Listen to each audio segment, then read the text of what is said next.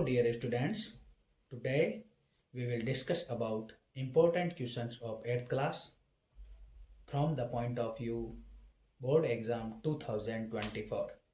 The questions are as follows. First question is question number 1, multiplicative inverse of number minus 15 upon 8 is. Option A है 0, B 8 upon 15, C minus 8 upon 15 और D 15. आपको minus 15 upon 8 का multiplicative inverse बताना है. Multiplicative मतलब गुणात्मक, multiple, inverse का मतलब व्युत्क्रम. आपको एक ऐसा नंबर चाहिए, ये जो माइनस 15 अपॉन 8 है इसको ऐसे नंबर से मल्टीप्लाई करो ताकि ये 1 हो जाए. तो इसको हम मल्टीप्लाई करेंगे 8 अपॉन 15 से. अगर अपन इसको 8 अपॉन 15 से मल्टीप्लाई करते हैं तो 8 से 8 कट हो जाता है और 15 से माइनस 15 कट हो जाता है. आंसर आता है -1 +1. तो इसका मतलब मल्टीप्लाइकेटिव इनवर्स आपका हो जाएगा -8 upon 15. Next question, cube number of number 9 is. मतलब नंबर 9 का आपको क्यूब नंबर बताना है. क्यूब नंबर का मतलब 9 इंटू 9 इंटू 9, मतलब 9 की पावर 3, यानी कि 9 की पावर 3. अगर आप 9 को 3 टाइम्स मल्टीप्लाई करते हैं तो 9 को 9 से मल्टीप्लाई करते हैं तो 81 और 81 को 9 से मल्टीप्लाई करते हैं तो 729. तो इसका क्यूब नंबर हो जाएगा 9 का 729. नेक्स्ट क्वेश्चन है, what is the 20% of 10. Of का मतलब मल्टीप्लाई होता है, तो आप सीधा लिख सकते हैं 20%. परसेंट का मतलब अपॉन में 100. 20% का मतलब अपॉन में 100. ऑफ का मतलब इंटू, और 10 है तो 10 इंटू 10 कर दिया. एक जीरो से एक जीरो कट जाएगा, इस जीरो से ये जीरो कट जाएगा. इसका मतलब आंसर आएगा 2. यानी कि आपको 10 का 20% बताना था, तो 10 का 20% 2 होता है. तो option B is the right answer. Next question, price of 5 kg sugar is ₹240 rupee. The price of 2 kg sugar is, मतलब 5 kg शुगर का प्राइस 240 रुपीज हैं, तो आपको 2 kg शुगर का प्राइस बताना है. तो आपको इसको सबसे पहले 1 kg शुगर का प्राइस निकालना है. तो 5 kg शुगर के रुपए हैं 240, तो 1 kg शुगर के कितने रुपए होंगे. 1 kg sugar is equal to हो जाएगा 240 अपॉन 5, तो ये हो जाएगा 4 फिर 48 टाइम्स, यानी कि 1 kg शुगर का प्राइस आया है 48 रुपी. अब आपको 2 kg शुगर का प्राइस चाहिए, तो 2 kg शुगर का प्राइस हो जाएगा आपके पास में 48 इंटू 2, और 48 को 2 से मल्टीप्लाई करते हैं तो आंसर आता है 96 रुपीज़. 48 को 2 से मल्टीप्लाई करते हैं तो 96 रुपीज़ आंसर. तो कौन सा ऑप्शन होगा, B is the right answer. Next question, which of the following polynomials is बायोनोमियल्स.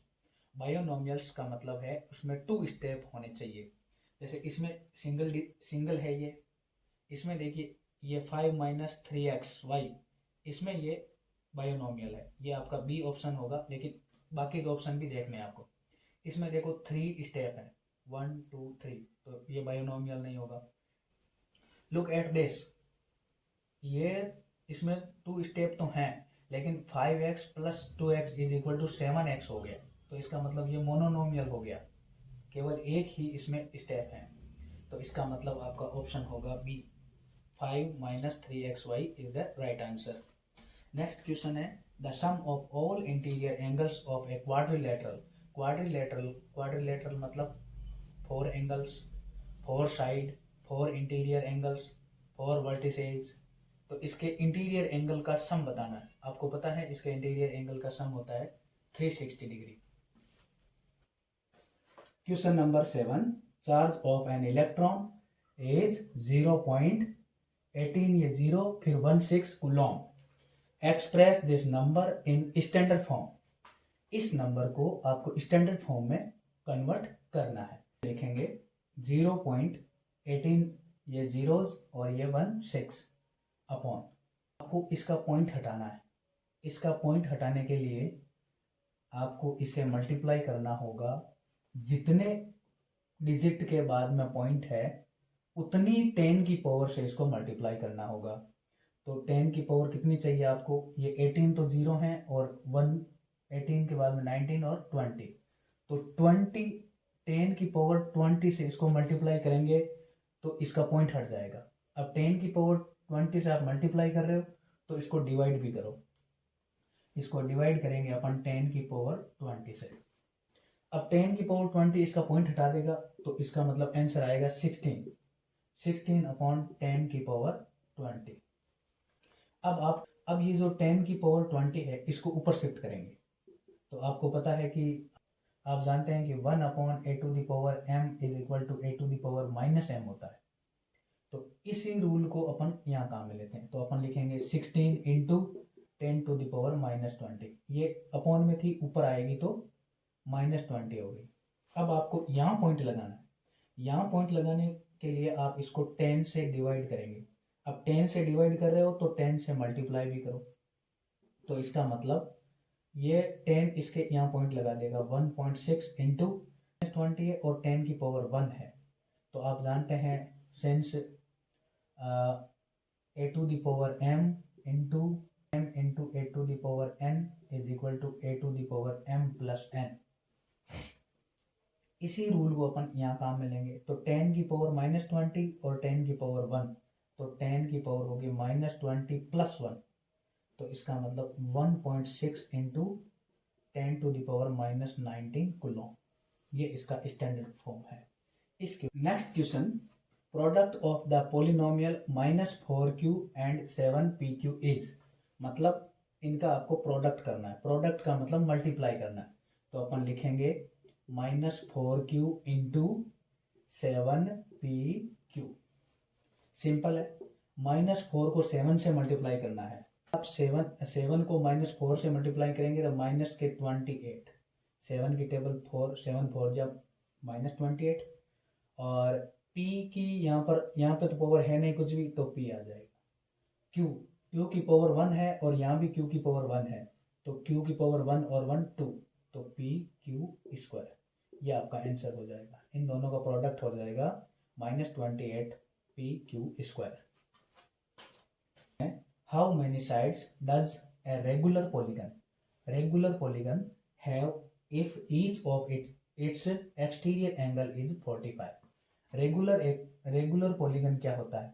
अगर कोई एक पॉलीगन है, उसकी सभी जो साइड्स हैं, उसके सभी एंगल्स हैं वो इक्वल हों। जैसे सबसे पहला है एक रेगुलर पॉलीगन है इक्विलैटरल ट्रायंगल। इक्विलैटरल ट्रायंगल एक रेगुलर पॉलीगन है ABC।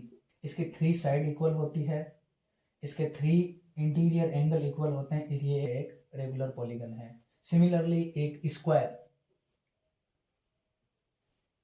स्क्वायर भी एक रेगुलर पॉलीगन है। स्क्वायर भी एक रेगुलर पॉलीगन है बिकॉज इसके सारे एंगल, इंटीरियर एंगल वो 90 डिग्री के होते हैं, वो इक्वल होते हैं। इसकी 4 साइड है वो भी इक्वल होती है, इसलिए स्क्वायर भी एक रेगुलर पॉलीगन है। अब क्वेश्चन क्या कह रहा है कि हाउ मेनी साइड, मतलब आपको साइड का नंबर बताना है। तो इसका एक फॉर्मूला है सिंपल सा कि number of sides is equal to 360 degree upon exterior angle.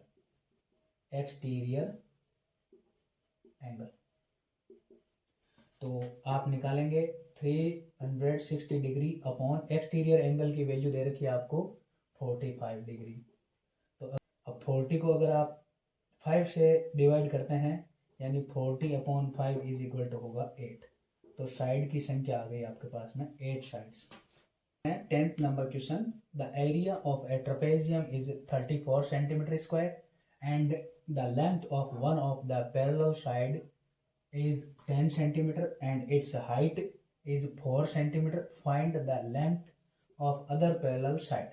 मतलब क्वेश्चन कह रहा है कि एक कोई ट्रेपेजियम है जिसका आपको पूरा एरिया 34 सेंटीमीटर स्क्वायर गिवन है, और इसकी एक पैरेलल साइड, दो पैरेलल साइड होती है, उसमें से एक पैरेलल साइड की वैल्यू आपको दे रखी है 10 सेंटीमीटर, और इसकी हाइट आपको 4 सेंटीमीटर गिवन है।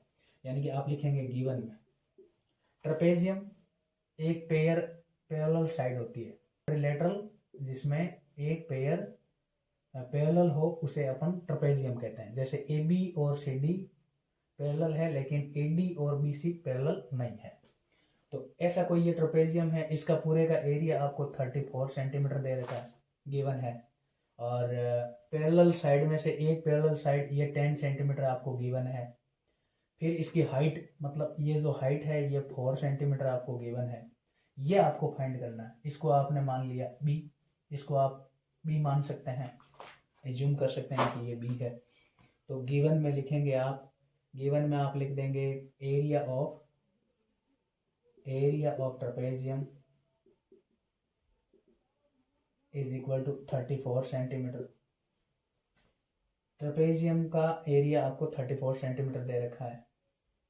फिर पैरेलल साइड को आप, एक साइड को इसको ए एज्यूम कर सकते हैं, तो parallel side A is equal to आपके पास में हो जाएगा 10 सेंटीमीटर, और हाइट को आप एच या हाइट लिख दो सीधा ही, हाइट इज इक्वल टू है आपके पास में 4 सेंटीमीटर, और बी आपको फाइंड करना है, बी आपको फाइंड करना है। अब अपन जानते हैं we no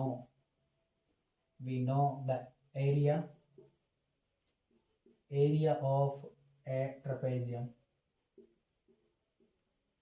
is equal to होता है 1/2। We know area of trapezium is equal to होता है 1/2 ए प्लस बी।